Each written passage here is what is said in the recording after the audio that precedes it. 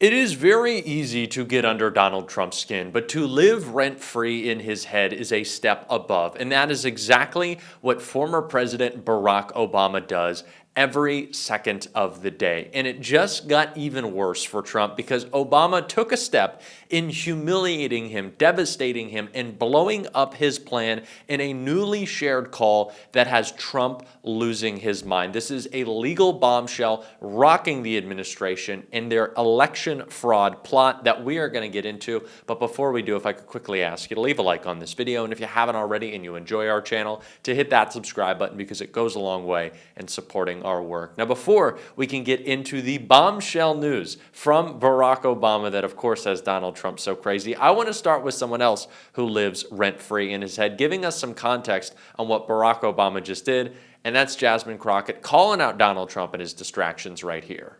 Do you really think, I mean, given Democrats are in the minority, that Republicans would not go along with a request from the president to extend his federal takeover of the police here in Washington? I mean, I think that the Republicans could care less about the law or the Constitution. I think what you heard from the minority leader is basically, listen, no matter what he tries, then we will make sure that the courts are involved and make sure we give over the information, which is the law. The fact that he's taken over DC in the first place, invoking emergency powers, that basically is what he wants to do his entire presidency.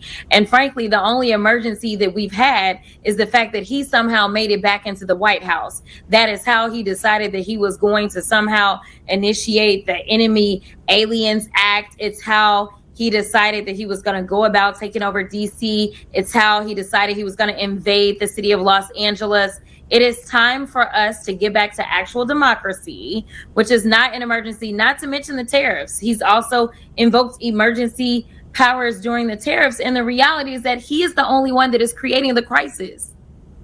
Well, if there is a vote on that, do you believe that some of your Democratic colleagues would say, well, I might vote for this, given the crime numbers in D.C., while not as bad as the president says they are not great, and that, Democrats fear maybe looking soft on crime if they voted against something like that? I don't think so. I mean, we'll see. Obviously, we're on recess, and so I've not had an opportunity to speak with members about this, but truly, this cannot be coming from the party of small government. I think we may even end up with some Republicans that will vote with us because there is nothing that looks like big government, that looks more like big government than what he's decided to do. So I don't see that happening. I mean, the reality is that he doesn't want for any city or state that is controlled by a Democrat to be controlled by them. Then he finds an exception to decide to just do whatever he wants to do. And in any other scenario, it's a matter of, small government. Yeah, and I think there's some questions. Every step we see this administration take can usually be put into one of two buckets. The first is a distraction. Donald Trump's takeover of DC is a distraction from his Jeffrey Epstein scandal. The second is that it's intimidation. Also, what Donald Trump's takeover of DC is. He wants to intimidate communities across the country. He wants people living in fear. He also wants to set the precedent that he can have troops in the street if he pleases, that he can have people banging down your door, and he's going to claim that it makes everyone safer. When in fact, what makes people safer is not having a criminal like Donald Trump in the White House, but he can then use this as an excuse to send troops into Milwaukee, into Atlanta, into Philadelphia, into Detroit, to say maybe these ballot boxes, maybe these votes aren't so safe. That is Donald Trump's long-term plan. Don't get it twisted. It's not a conspiracy. We're not coming up with crazy ideas. This is a guy who tried to steal an election before and is trying to steal the midterms right now. So let's not have any reservations about calling it what it is. And that is exactly what we see from Barack Obama right now, who is doubling down on the effort of Texas Democrats, dropping the hammer on Donald Trump, and I want to get into it right here. Obama tears Trump apart in blistering call to fight back. The former president joined Texas Democrats who fled the state for a Zoom pep talk and strategy session. Former President Barack Obama offered a scathing summary of Donald Trump's return to office during a call with Texas state Democrats who skipped town to fight Republican efforts to redistrict the state. During a 30-minute Zoom meeting on Thursday, Obama spoke to dozens of members of the Texas House Democratic Caucus who fled earlier this month to Illinois, New York, and Massachusetts, so that Republicans wouldn't be able to make a quorum and hold a vote on new districts. The maps are usually redrawn once every 10 years after the census is completed, and not mid-decade, but Trump has called for a simple redrawing of Texas that would allow Republicans to pick up 5 seats in next year's midterm elections with the goal of maintaining control of the House. The meeting was part pep talk and part strategy session, and Obama did not mention Trump by name, CNN reported. But he called out the administration's efforts to gerrymander congressional districts, suppress voting, overturn election results, bypass Congress through executive action, militarize cities, and politicize the Department of Justice and the military. Those are trend lines that remind us this precious democracy that we've got is not a given, he said. It's not self-executed. It requires us to fight for it. It requires us to stand up for it. He said Republicans increasingly recognize their policies are unpopular, so they're trying to fix the game a little bit by redrawing maps that splinter Democratic voting blocks or that pack Democrats into a single district so they can't influence other races. Obama posted, "I am so proud of the Texas HDC and the work that they have done. Their willingness to put themselves on the line to highlight the current assault on our democracy has set an example for what all of us have to do." We need everyone in the party right now backing what is happening in Texas, not just with their words, but with their actions. Show up and push the other Democratic governors who are trying to sound like Gavin Newsom, but aren't acting like Gavin Newsom. And I think you can see I've taken a little Gavin Newsom outfit inspiration today. That was accidental, but I guess it just worked out. Don't just hold a press conference. Don't just Chuck Schumer it and put out a strongly worded letter. Don't Kathy Hochul and J.B. Pritzker say, well, I think this is an important undertaking. I think we really need to give some strong consideration. Stop with the consideration. Action. Now. Consequences for what they've done.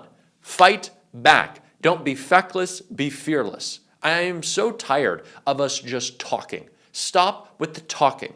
Do not play powerless with me. You are a governor. You are a senator. You are a member of Congress. You are an elected official. Do not let unelected Democrats, do not let someone like Beto O'Rourke, who's been out there, do more than you when you have more power than him. It's not a shot at Beto. Beto has been incredible. What I'm saying is if Beto O'Rourke outside of office is doing more than you inside of office, you got a real problem. We need all the Democratic governors to step up. That's J.B. Pritzker. That's Kathy Hochul. That is not Tim Walz, by the way. I've seen a lot of misinformation online saying that Tim Walz isn't doing what he needs to. He does not have the capacity because he does not have the state legislature. I don't want to see Tim Walz get any shit, okay? Don't be mean to my guy, Tim Walz. This is not on him. Jared Polis in Colorado, though, he can, and he hasn't. Push everyone. This is the moment. It is not an intellectual exercise. This is real. Go out and fight because they're trying to fight us right now. They're literally doing it in the streets to distract, as Jen Psaki broke down right here. Check out how Republicans are responding to Trump actually sending troops into an American city. What's happening in D.C., this is easy. President Trump is showing bold and strong leadership. Hopefully, this is a harbinger of what we see in these liberally run cities across the country. We need to send in the troops, which is exactly what we're doing. We're going to support this. We're going to support doing this in other cities if it works out in Washington, D.C. I think that this is an experiment that's probably needed in a lot of the Democrat-run cities in America. Do they even have a belief system? I ask myself often. I mean, Republicans aren't just okay with Trump using the military these days to take over the nation's capital, a city, by the way, where they all spend a fair amount of time as members of Congress, of course. They want this experiment repeated in cities run by Democrats all over the country. That's the whole plan. That's the goal. Meanwhile, the actual residents of the city Trump is trying to take over are definitely not aligned with that viewpoint, and they are pushing back. This was the scene at the intersection of 14th Street and W Street in Washington, D.C. last night. So to give you a sense, this is a neighborhood full of restaurants and bars, and lots of people live there.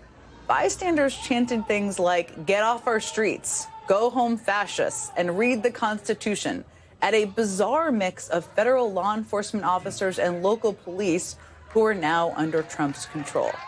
Those officers had set up a checkpoint where for about 2 hours last night, they stopped dozens of cars and detained at least 2 people. Federal agents reportedly stopping cars for things as minor as seatbelt violations and broken taillights. Not sure that's really cracking down on crime. And then asking drivers, of course, about their immigration status, which is probably likely what this is all about. Now, some bystanders reportedly ran into a CVS to quickly make signs, warning others that ICE was ahead and directing drivers to turn left to avoid the checkpoint. You can see one of the signs there they're holding. A group of passengers in a rideshare vehicle rolled down their windows and shouted to the crowd, letting them know the questions law enforcement was asking their driver so that the crowd could then warn others who were coming behind them.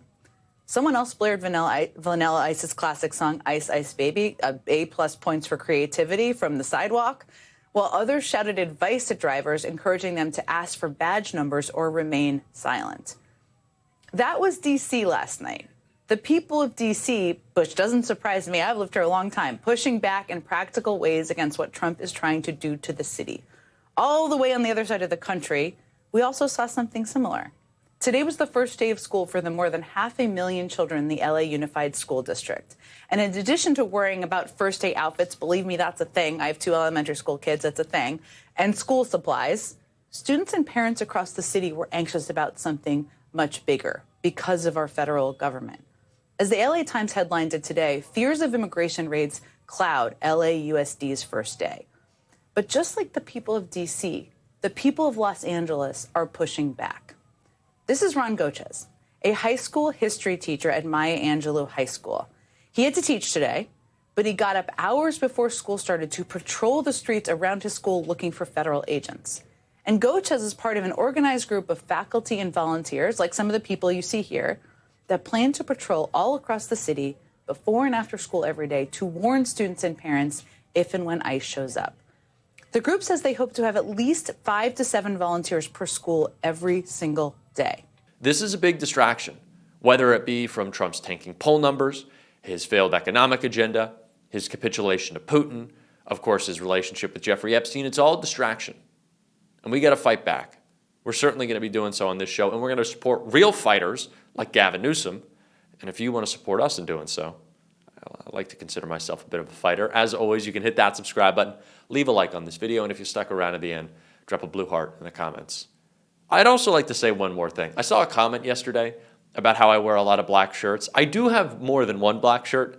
I got like 5 black shirts, but I thought I'd mix it up today. I don't know if you guys like the outfit changes. I like to keep it consistent. I don't know why I'm doing this at the end of the video. I think we can have a conversation. We're friends. We could talk. Let me know if you want me to do something different with the shirts. I don't know. But until next time, I'll see you soon.